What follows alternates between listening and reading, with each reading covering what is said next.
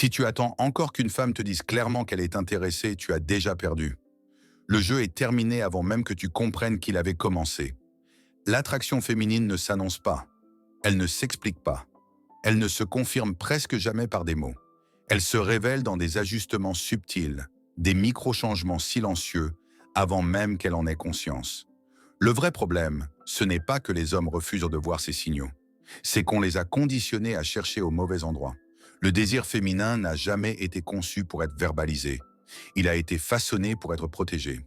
À travers l'évolution, les femmes ont appris à signaler leur intérêt sans jamais s'exposer directement, pour préserver leur réputation, leur sécurité et leur liberté de choix. C'est pour ça que, quand l'attirance est réelle, c'est le corps qui réagit en premier.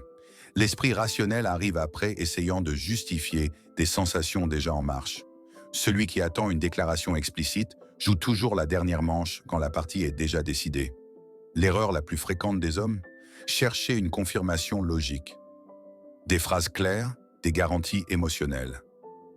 Mais le désir ne parle pas ce langage.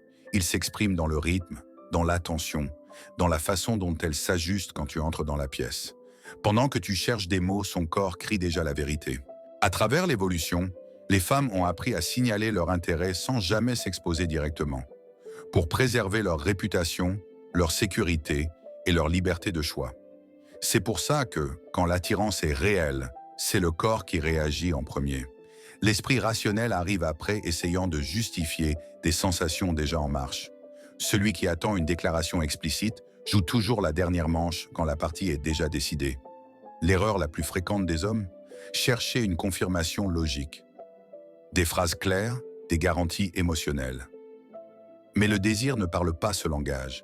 Il s'exprime dans le rythme, dans l'attention, dans la façon dont elle s'ajuste quand tu entres dans la pièce. Pendant que tu cherches des mots, son corps crie déjà la vérité. Ce que je vais te révéler ici n'a rien à voir avec des sourires polis, des compliments vides ou des réponses rapides. Non, il s'agit de patterns biologiques impossibles à contrefaire, des micro-comportements qui échappent au contrôle conscient parce qu'ils naissent de l'instinct.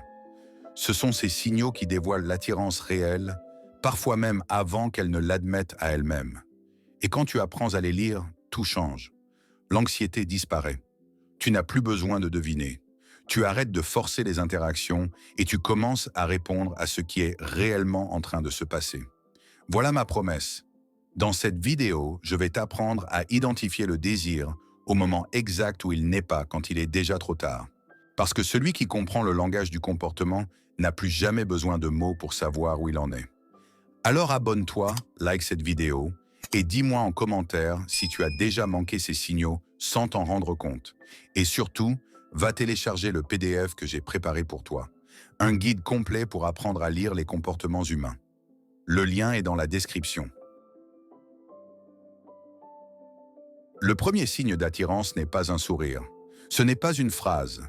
Ce n'est même pas une tentative d'approche.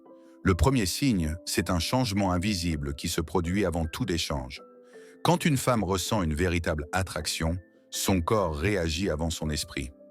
Robert Greene décrit ce phénomène comme un ajustement inconscient de l'image. Elle ne décide pas de changer, elle change.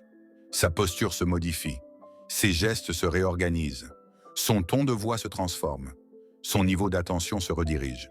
Tout cela se produit automatiquement, dès qu'une personne pertinente entre dans son champ perceptif. Et c'est là que l'attention commence. Car ce n'est pas un geste répété, ce n'est pas une mise en scène, c'est une réponse instinctive. Une étude de l'Université du Kansas l'a confirmé. Face à l'objet du désir, le corps ajuste son comportement trop vite pour être contrôlé. C'est un réflexe, pas une stratégie. Mais voici le piège dans lequel tombent presque tous les hommes. Ils cherchent des signes évidents, un sourire plus large, un compliment, un message direct. Ils veulent des preuves logiques. Pourtant, le vrai signal n'est pas dans ce qu'elle fait consciemment. Il est dans ce qui change sans qu'elle s'en aperçoive. Parfois, elle devient plus contenue, plus prudente, parfois plus expressive, plus vivante. Le schéma varie, mais ce qui ne varie pas, c'est le changement spécifique quand tu apparais. Observe le avant et le après. Compare son comportement avec les autres et avec toi. Si l'énergie se transforme uniquement en ta présence, quelque chose s'active. Ce n'est pas de la politesse, Ce n'est pas de la gentillesse générique, c'est de l'attention sélective. Et à ce stade, le corps ne ment pas. Alors, que faire de cette révélation? La réponse est contre-intuitive. Ne confronte pas, ne teste pas, ne commande pas, reste dans le silence intérieur. Car chaque ajustement de posture, chaque main dans les cheveux, chaque variation de ton de voix, chaque explosion ou retenue d'expressivité, tout cela est une tentative inconsciente de calibrer son image face à quelqu'un qui compte. Et c'est là que le cliffhanger se joue. Plus tôt tu apprends à remarquer ces micro-changements, moins tu dépends des signaux tardifs. Ce n'est pas une garantie, c'est une lecture de terrain. C'est la preuve biologique que quelque chose a déjà commencé à bouger. L'homme qui comprend cela ne se précipite pas. Il ne force pas, il ne cherche pas de confirmation. Il reconnaît le signal. Il ajuste son propre rythme et il laisse le prochain pas arriver au bon moment. Parce que celui qui lit le comportement n'a plus besoin des mots. Il observe ce que le corps a déjà décidé. Maintenant, dis-moi en commentaire, as-tu déjà remarqué ces micro-changements sans savoir les interpréter? Et surtout, télécharge le PDF que j'ai préparé pour toi. C'est un guide complet pour apprendre à lire les comportements humains. Le lien est dans la description. Abonne-toi et like cette vidéo pour ne jamais manquer les prochains signes révélés. Le deuxième signe d'attirance n'est pas une caresse ni un sourire. C'est une tension. Mais attention, toute tension n'est pas un rejet. Parfois, c'est une invitation, une évaluation silencieuse. Quand une femme est réellement attirée, elle ne se comporte pas comme quelqu'un qui cherche à plaire. Elle observe, elle provoque, elle contredit, elle crée de petites frictions pour voir ce qui existe sous la surface.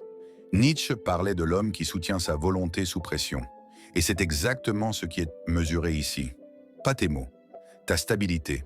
Lorsqu'elle questionne, ironise ou installe une ambiguïté subtile, l'homme non préparé entre en mode défensif.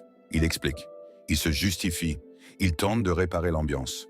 Mais le corps féminin lit cela comme une perte de centre. Non pas parce qu'il a fait une erreur, mais parce qu'il a montré que ses émotions gouvernent ses décisions. À ce stade, l'attraction ne grandit pas avec l'effort. Elle grandit avec le contrôle de soi. Une recherche de l'Université de Californie l'a démontré. La maîtrise émotionnelle est associée au statut et au pouvoir social. Le cerveau féminin traduit cela de manière simple. Celui qui se désorganise sous pression ne mène pas. Celui qui reste calme, même provoqué, communique une dominance intérieure. Et cette dominance est l'un des déclencheurs les plus puissants du désir, car elle signale une sécurité instinctive. Voici la lecture correcte. Si elle teste, c'est parce que tu comptes. Les tests ne sont pas donnés à ceux qui sont insignifiants. Ils sont appliqués à ceux qui éveillent curiosité et potentiel. L'erreur est d'interpréter cela comme du désintérêt et de chercher à plaire. Le mouvement juste est de soutenir ta présence. Réponse calme. Peu de mots, aucune urgence à être compris, émotion ressentie mais non affichée. En pratique, cela signifie ne pas réagir de manière défensive, ne pas hausser le ton, ne pas chercher l'approbation. Répondre avec clarté et économie. Maintenir ton axe émotionnel intact. Et quand tu fais cela, quelque chose change de l'autre côté. L'attente de réaction ne se confirme pas. Le test perd de sa force. La lecture s'ajuste en ta faveur. C'est ici que la séparation se fait. L'homme ordinaire cherche à plaire sous pression. L'homme perçu comme fort reste entier. Et quand tu restes entier, la tension cesse d'être une menace. Elle devient un carburant pour le désir. Dis-moi en commentaire, as-tu déjà confondu un test avec du rejet?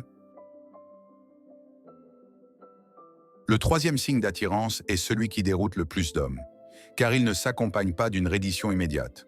Au contraire, plus le désir est actif, plus la femme contrôle le rythme. Carl Jung expliquait que le désir se nourrit de la tension entre proximité et mystère. Et c'est exactement ce qui se manifeste ici. Quand l'attirance est réelle, elle s'approche, elle observe, elle revient, mais elle garde toujours quelque chose en réserve. Pas par jeu conscient, mais parce que l'instinct protège ce qu'il considère précieux. Elle réapparaît souvent. Elle relance les conversations.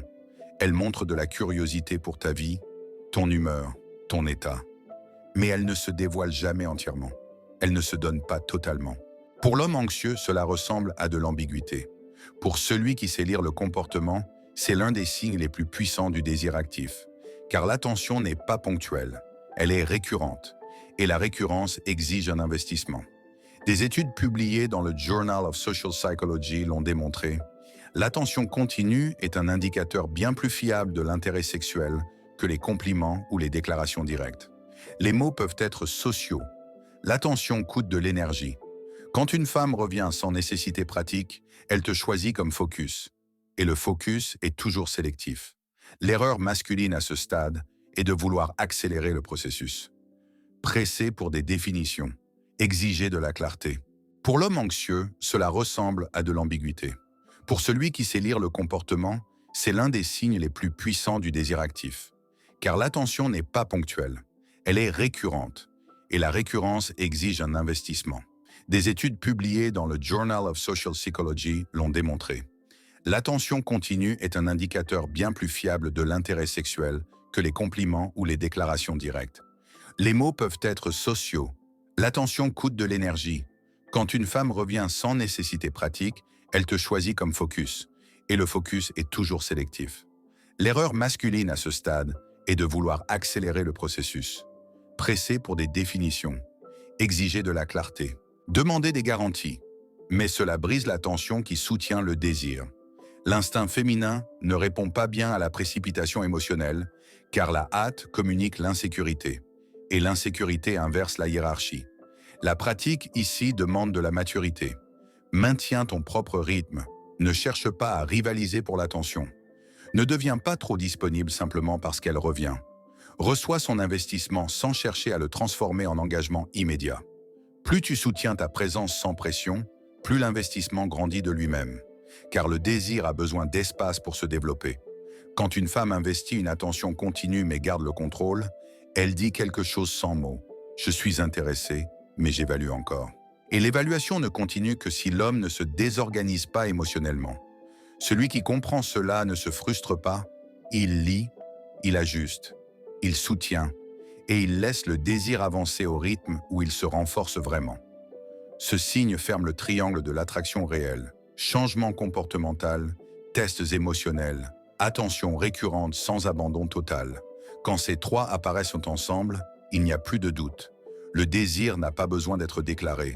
Il est déjà en mouvement. Et l'homme qui sait le lire ne gâche pas le processus en voulant l'accélérer. Il reste en contrôle et laisse l'instinct se faire le reste. Dis-moi en commentaire, as-tu déjà confondu cette attention récurrente avec de l'ambiguïté? Le désir ne crie pas. Il se comporte. Après avoir observé ces schémas assez longtemps, une vérité devient impossible à nier. Le désir féminin ne demande jamais la permission d'exister. Il se manifeste par le comportement. Ajustement subtil, test silencieux, attention sélective. David Buss l'explique. L'attraction est une réponse adaptative, pas une déclaration sociale. Le corps réagit avant que l'esprit n'organise un récit acceptable. Et celui qui comprend cela cesse de réclamer des preuves verbales. Il commence à lire ce qui est montré en permanence. Les hommes qui ne comprennent pas ces signaux vivent dans l'anxiété. Ils interprètent le silence comme un rejet, les tests comme une attaque, l'attention récurrente comme une confusion. Et à cause de cela, ils réagissent mal. Ils se précipitent, ils exigent, ils tentent de fermer quelque chose qui est encore en train de se former. Les hommes qui comprennent le langage du comportement font l'inverse. Ils observent, ils ajustent leur propre rythme. Ils agissent avec une lecture stratégique, pas avec la peur de perdre. Tout se connecte. Le changement comportemental en ta présence indique l'activation. Les tests émotionnels révèlent l'évaluation de ta force intérieure. L'attention continue sans abandon total montre un investissement croissant sous contrôle. Ces trois signaux n'apparaissent jamais par hasard. Quand ils surgissent ensemble, le désir est déjà en mouvement, même s'il n'est jamais nommé. Le plus grand piège est d'ignorer cela en attendant des garanties verbales que l'instinct n'a jamais offertes. Quand tu cesses de chercher la confirmation et que tu commences à lire les schémas, ta posture change. Ton corps se détend. L'urgence disparaît. Tu arrêtes de forcer les situations et tu commences à diriger par le rythme. Et rien que cela augmente déjà ta valeur perçue. Parce que l'homme qui lit bien ne réagit pas par anxiété. Il répond avec clarté. Mais pour ceux qui veulent l'avantage invisible, la maîtrise de leur propre rythme et la clarté dans leurs interactions, j'ai préparé un PDF totalement gratuit qui t'apprend à savoir lire les comportements humains.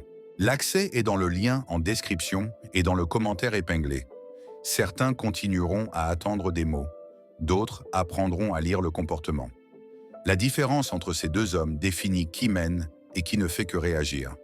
Dis-moi en commentaire, es-tu prêt à arrêter de deviner et à commencer à voir? Abonne-toi et like cette vidéo pour ne pas manquer les prochains contenus. Et surtout, télécharge le PDF que j'ai préparé pour toi. C'est un guide complet pour apprendre à lire les comportements humains. Le lien est dans la description.